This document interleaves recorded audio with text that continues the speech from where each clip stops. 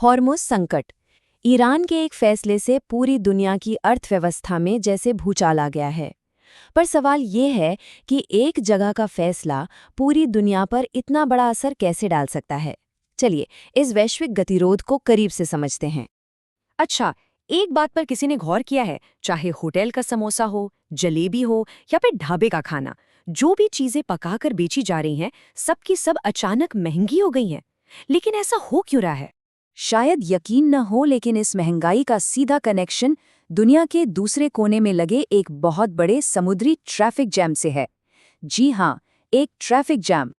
तो हुआ ये है कि ईरान ने होर्मुज़ जल संधि को बंद कर दिया है, जो कि एक बहुत ही ज़रूरी समुद्री रास्ता है।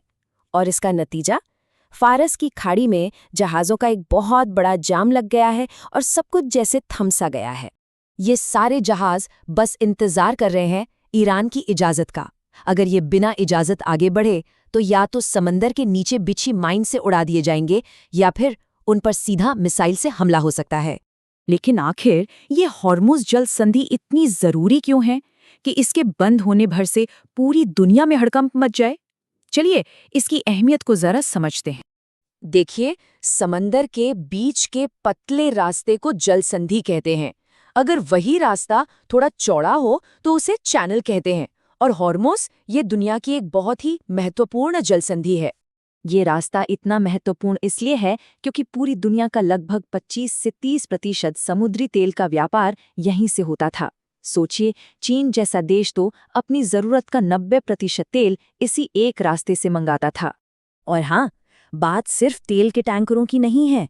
इस जाम में और भी कई तरह के जहाज फंसे हुए हैं, जिनमें हमारी और आपकी रोजमर्रा की जरूरत का सामान भरा हुआ है।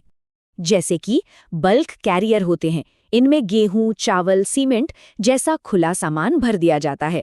और फिर होते हैं कंटेनर शिप, जिनमें वो बड़े बड़े कंटेनर रखे जाते हैं जिन्हें क्रेन की मदद से उतारा चढ़ाया जाता है।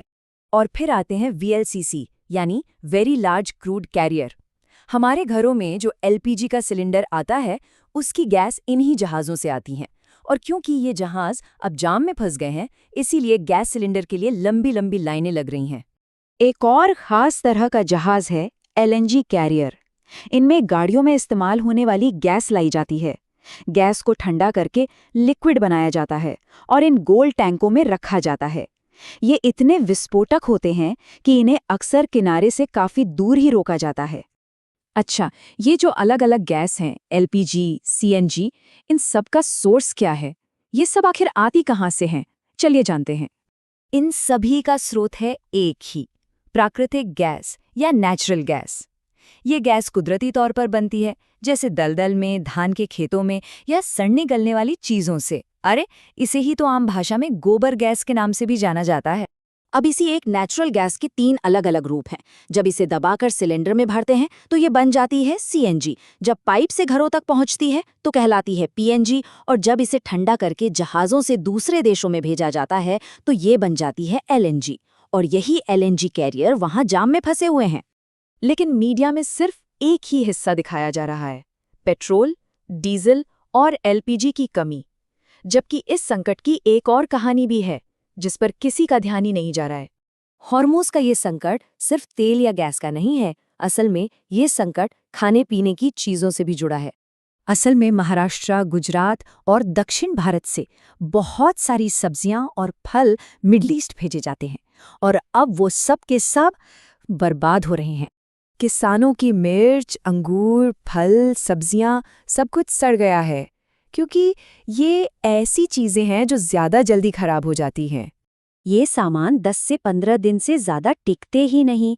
और अब जब जहाज़ हफ्तों से वहाँ फंसे हुए हैं तो किसानों का सारा माल रास्ते में ही सड़ रहा है और उनसे कोई पूछने वाला तक नहीं है।